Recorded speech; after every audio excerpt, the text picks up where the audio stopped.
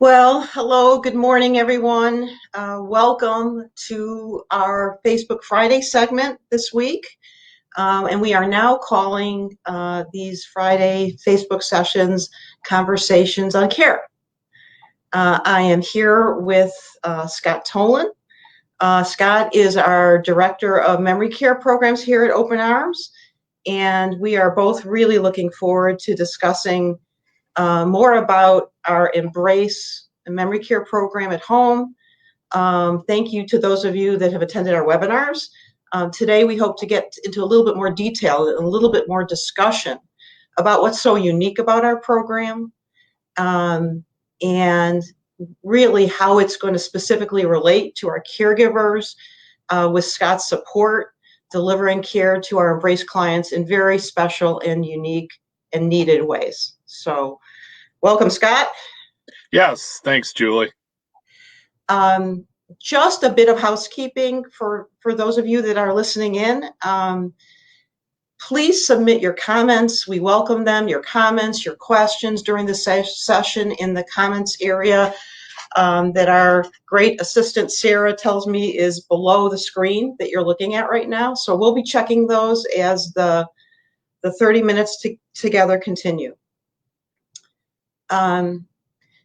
Before I turn things over to Scott, which I'm about to do.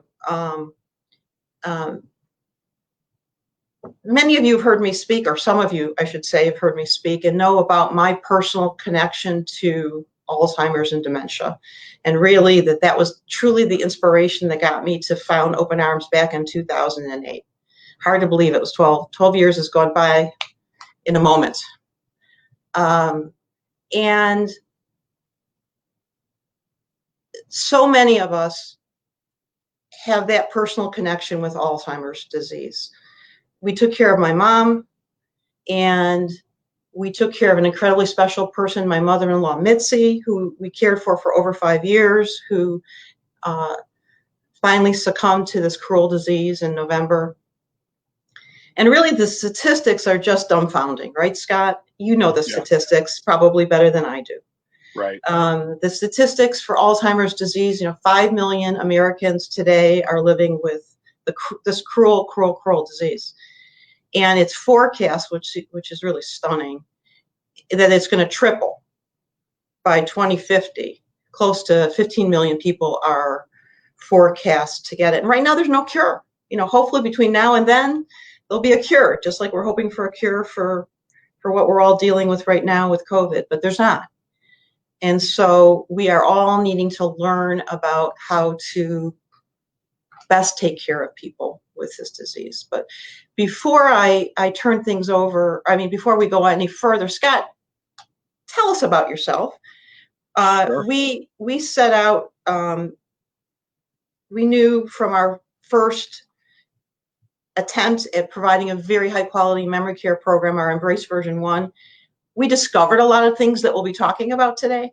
But one of the things that was very clear is that we needed a director of the program. We need someone that was exceptionally talented, knowledgeable, and passionate about caring for people with dementia and training and supporting the professionals to deliver that care. So I don't know how many people we interviewed. We just did an incredible search, talked to so many people, and I'm really excited. Scott just celebrated his 1-year anniversary with Open Arms, That's correct. Which is also astounding.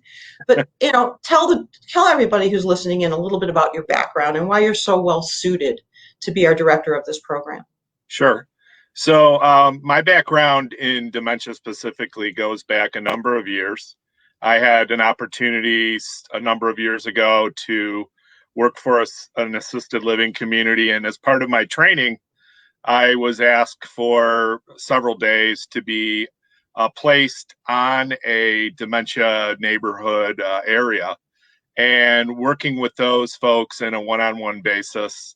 And at that point, I was hooked. I said, this is a group of people that I really engage with, that I understand, and really appreciate. So that was my first opportunity in the dementia world, so to speak. And then subsequently, after a number of years in different senior services positions, I was able to work in some other communities as an actual dementia director. So I had firsthand knowledge and experience on a daily basis of those folks dealing with the disease, and of course working with their family members as well.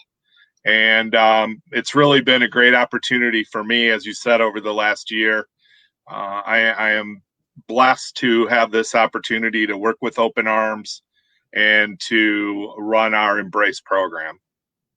Well, we feel the same way, Scott. Thank you. And you're also being very modest. You have a master's in gerontology. I do. You have a master's in communications. That's correct. Dual masters. Yep. And you also are you're very involved in the memory care community in Chicagoland. You sit in an organization that meets monthly with really some of the key people Correct. that are part of memory care. Correct. And as I understand it, you're there together to learn from each other, support Absolutely. Each other, and really elevate the level of memory care in Chicagoland. Is that right? That is correct. We call the group CAMP, and we do meet on a monthly basis. And I would agree, we have some of the most accomplished people in the dementia social services side that we talk with each month. So yeah it's a great opportunity to be part of that. I would agree with you. So with that, I want to go back to and jump back to kind of some of the lessons we learned before we brought on Scott Tolan. So in 2015, we launched our first specialized memory care program. So I founded the company in 2008. It was really always a passion of mine to be able to deliver a memory care program to families, the one that I really wished I would have had for my mom and my family, because I knew how much we needed it desperately. I was the typical, I've talked to you about this, you've heard this many times, Scott, I was the typical adult child. I had a career going, I had 2 small children, I knew nothing about caring for my mom, not to mention nothing about dementia.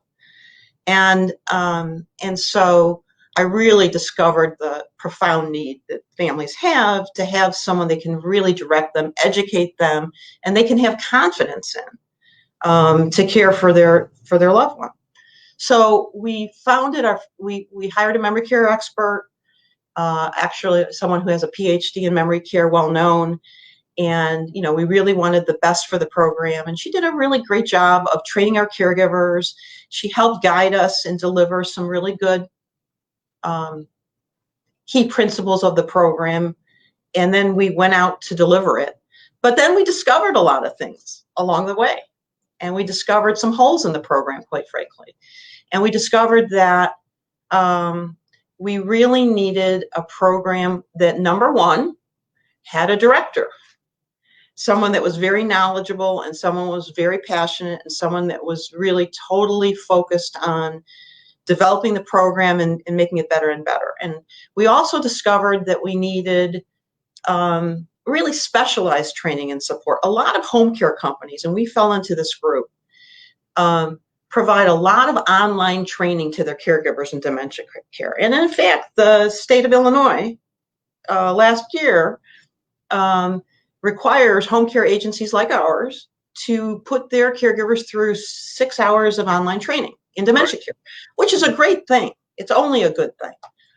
But in my opinion, in my experience, the first time we did this, that's not a substitute for live, ongoing role play, reinforcement, training, coaching with the proper strategies and support.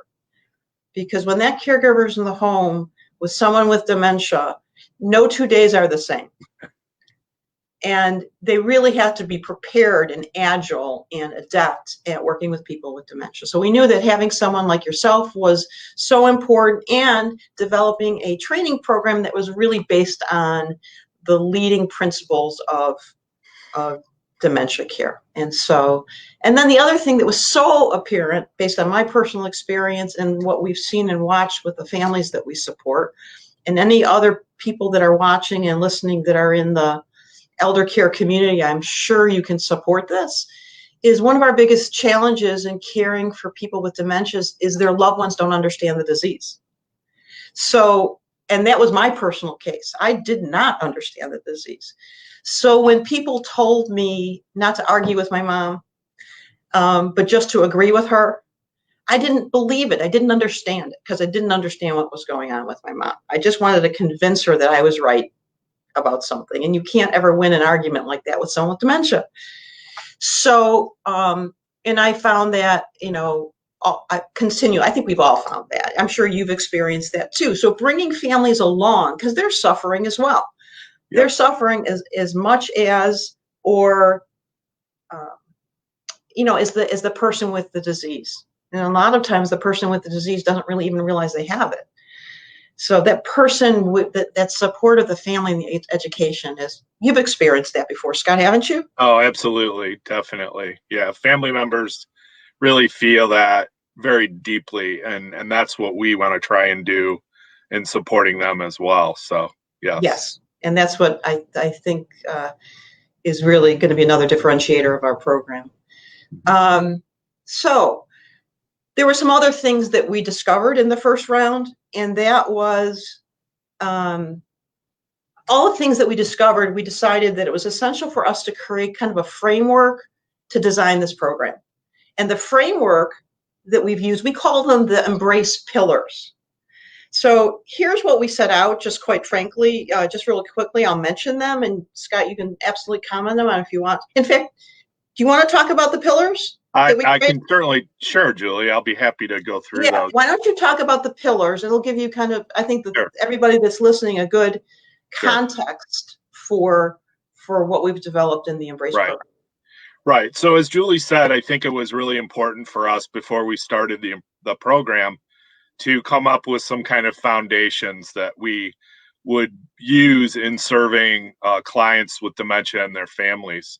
And as I go through these, I almost think of these as kind of like a client bill of rights, if you will. They're ways that we serve our clients in each Embrace situation. So, for example, the first one talks about modifying those activities and engagements for success and purpose for the client. As we all know, dementia is a very degenerative disease. Yeah. And unfortunately, it only gets worse. And people begin to lose their abilities that they've had throughout their lives to do the things that they enjoy most in all areas of life.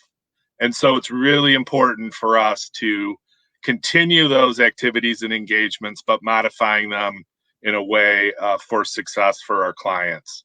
And that, before you go to the next one, I will just say, from my experience, that takes someone to really train the caregivers how to do that. Correct. Right? Because that doesn't come naturally. You think that might come naturally? No, from personal experience, I know that does not come naturally. Right. So, and that will be ongoing. A big part of my role is to work one-on-one with our caregivers in the home setting and working with the clients in order to try and maximize our abilities in those areas. A really important pillar that we have as well is that those activities and engagements that we involve our clients in are really based on their personal choices. So we have a very detailed document that we use when starting with Embrace clients that really goes through in all facets of their life, the things that they've enjoyed, that they've been involved in, things like working in the community, leisure activities, physical engagements, things like that. And we do our best, as we say, to modify those and incorporate those in as much of the daily plan and activity as we can. I think ultimately another pillar that we have is all about how we engage in those activities. That's a really critical part. I mean, we all know that caregivers are very busy, they're very involved, and sometimes they just don't have always the time to really engage the client in a meaningful way. But at the same time, that's a very important part of what we want in Embrace. We want the caregivers to be able to take that time to develop those relationships and make it a very positive and supporting relationship. And then the other two that I would mention as far as our pillars or foundations One is very much the idea that it's not just about the client and the caregiver. It's really about a whole team concept with Embrace.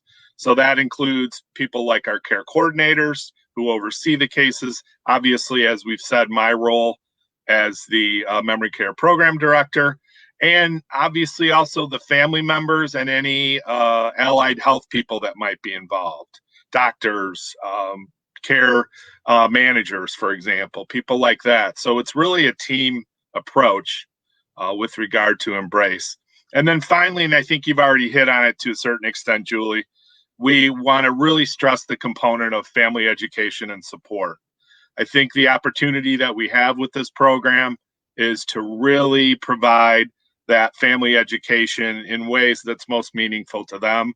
And we are in the process of working on that now as we speak to family members about, what challenges are you facing? How would you like us to deal with you with regard to this program? So how can we best support you? And how do we best support you? Absolutely. So those are really the foundations of what Embrace is all about. Okay, well, thank you very much, Scott. So now that we've had an opportunity to review those kinds of things, I'd like to really get to what we've described as the focus of this conversation, which Correct. is really one of the true fundamental differentiating points of our program, which is, Embrace version 2 is an activity-based, engagement-based program versus home care in general. We've talked a lot about this. Yes. And this was an aha we had from the first version of Embrace. Home care is a very traditionally a task-oriented care, yes. right? In general, we do a care plan for an individual. We find out their general medical needs, and then we ask questions how to best support them with their activities of daily living. Correct. Bathing, dressing, meal preparation, personal care, transportation services, check. Did we do those for that person during the day, right? And those are essential and they're important to keep people safe and keep them at home. But we realized that there was much, much more needed in a central focus, switching over to this activity-based, engagement-based model, which again is a true differentiator for Embrace. So, Scott, how would you describe and envision the difference between the two? From someone who is running and leading the program, right? What are the differences that the caregivers will be doing kind of under this program, under your leadership? Right. And you've already really kind of alluded to it in certain respects, Julie, where caregivers are traditionally trained in a certain way, and we respect that. The main focus, as you've said, tends to be on those activities of daily living, and those tend to be done in a very task-oriented way. I have this to complete, I have that to complete, and if I've done that, then I've done a pretty good job for the day. But with Embrace, what we're saying is, well, we feel like you've done a good job, but you've only done a portion of the job. And that is, with the rest of that time that's available, we want it to really focus on what is right about the whole person or the whole client, if you will, the complete individual. And that goes back to what I was talking about earlier, where there's many facets to us all. I mean, we all engage in certain leisure activities. We all engage in certain physical activities. And, many of us are involved in community activities. So what we want to do with that engagement piece, and this is the difference between a task and engagement orientation, is to really bring that out in the person and say, well, I might not be able to garden anymore, but now I can still do work inside with houseplants, or I can do some other modified activity that's meaningful to me in a way that I will feel a sense of purpose and dignity. Yeah, that's great. That's well described. And, I think about my personal experience actually with my mother-in-law, and I look back she had three adult children, and one of the things about her is she was a great housekeeper. She loved her family. And I can remember by the time I had met Mitzi, she was in her mid stage in Alzheimer's, but she enjoyed setting the table. Right. She enjoyed getting everything ready for meals. And I can remember when we would have her over at the house, and she would want to participate in setting the table and getting everything ready because that's what she loved. Sure. Right? Sure. And I will share with you, here's a, I'm kind of just, open and honest. The struggle is my husband, and he may be listening now, I don't know. Hey, Marcus. The struggle was dinner needs to be on the table. We want to serve the food hot. Right. We want to get everybody together. And I'm part of that challenge. Sure. So the answer to Mitzi is, hey, Mitzi, we can do this. Yeah. Right. And the reality is, how does Mitzi feel about that? She doesn't feel good at all about that. She wants to live her life. Those are the things that brought her joy, and she felt productive. Right. The productive person that she could be. Right. So when I think about that, that's an example that always comes to my mind. Yeah. Is that through education of the family? Right. Right. Myself included. Right. Yeah, exactly. And we're going to step back and we're going to, it's not so important that dinner is hot. Yeah. What's more important is that we're supporting someone that we love and allowing her to be productive and feel good about it. Right. So I think. Go ahead. I'm sorry. Yeah, I was just going to add, Julie. I think that's really well said. I think a short way of saying that too, to summarize, is just it's really all about the process. It's not about the product. Exactly right. And that's something, we go back to training issues. That's something that we really want the caregivers to understand. It's not about the end product. It's about the process that you go through to do what you do with the client. That's what they're going to remember. That's what's going to be most meaningful to them. So. And that's what's going to make them feel good about themselves. Exactly. People with dementia are just like you and me. They just have a certain disease. Right. But they still have a need to feel laughter and fun and feel valued. Yeah. All those things that we all need. Of course. So I realized that, the program just started, really kicked off where we have clients we're caring for under the Embrace program, which we're very proud of. But can you give us some examples or share some stories from caregivers that we've been working with and highlight some of the things that we've been able to do with? Absolutely. There's one in particular that I'd like to share, and that is one of our new Embrace clients. We have a caregiver on that case who has a strong cosmetology background prior to her work as a caregiver. And I think, again, we can kind of bring in this concept of task versus engagement in this story.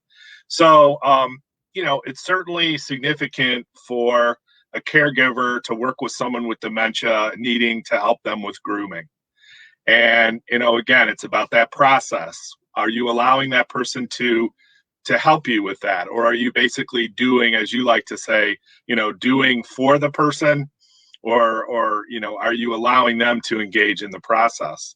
And rather than just doing a task orientation of working with our client's hair, this caregiver took it upon herself to almost create like an entire spa day for the client, where she did her hair in a very professional way. She did her nails, and just really made her look sharp. And we were fortunate enough to get a picture of that. And the way it was related to me is that equally happy in this process was our client's husband, who hadn't seen his wife this presentation of her in many. Put together is sometimes the word. I'm sorry? That's how we phrase it. Sometimes we call it put together. Yeah, thank you. I was struggling there but that's really what it was. And she looked great. And I know that was really special to both of them. So I think that's a really good example of the kinds of things that we are capable and have already achieved with a program like Embrace. Yeah, and I suspect that she felt great on the inside too. As great I as she felt on the outside, which right, is ultimately what we're getting, right, we're striving for. right. She must have felt great on the inside, which I is, suspect you're right. Yep. um, part of your responsibility is working with caregivers. Can you talk a little bit about how the training is different than Yeah. traditional training? Yeah. I think It that. looks like we only have about 5 minutes left, Yeah, so. I appreciate it. I was noticing that as well, so I'll try and be concise here. But I do feel strongly, as I know you do as well, that training is a huge piece of this. So we do go through a process of identifying caregivers within our organization who we believe are appropriate for the Embrace program. We obviously require that they go through, as you indicated, that online training. But more than that, once they've completed that, I speak with them in a one-on-one basis, talk to them a little bit about their dementia backgrounds.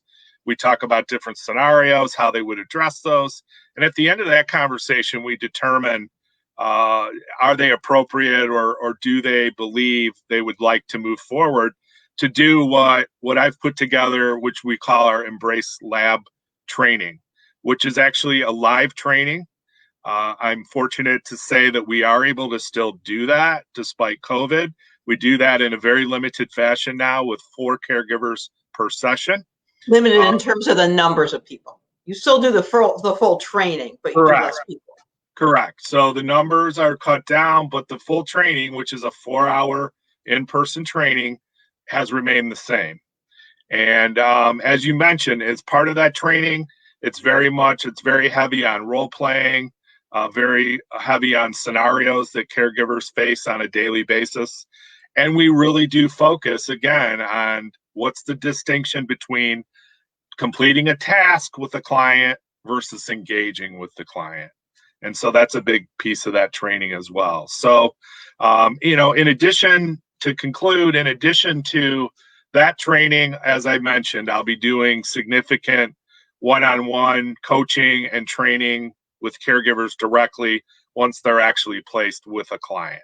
So, And I think that that's essential. And, in my past life, I actually had a training background, training business amongst some other things. And one of the things that became clear to me was this concept called ongoing reinforcement training. correct. People don't learn something one time, No, the first time, and no, experiential training is the best training.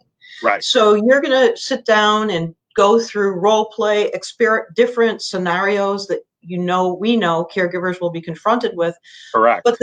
But the other part, Scott, that I know will be essential and is essential is the ongoing training that happens when a caregiver calls you with a scenario Yep, and needs what do I do here? I right, tried what we did in training, but it right. didn't. I need to Yeah, understand how, and that's the additional yes. ongoing reinforcement that's my experience tells me is going to make a huge difference for Uh, our caregivers and yeah. ultimately for the care we want to deliver. I think so. And I think you said it well earlier that we realize that what works one day with someone with dementia isn't necessarily going to work the next day. So it looks like, Julie, we don't so far have any questions from the audience. And I think we have about a minute or so left. Yeah, yeah, So if you had any concluding thoughts or comments, I would throw it back to you and we'll wait and see if we get any questions. So sure. We're thrilled to bring these Friday sessions to you, these caring conversations. We took the liberty to do this one to get into a little bit more of a discussion because some of the people that attended our webinars really, I think, wanted a little bit more in depth about the difference in the program. And we really look forward to having one-on-one conversations with people to really better understand how we can support you in supporting your clients or supporting your family member. Call us if you're really interested in certainly care, but call us if you're interested in some additional education because we really love the idea of providing education for families. So thank you, Scott. you're Thank welcome. you. Thank Thank you. you, everybody, for listening in. All right. Take care now. Bye.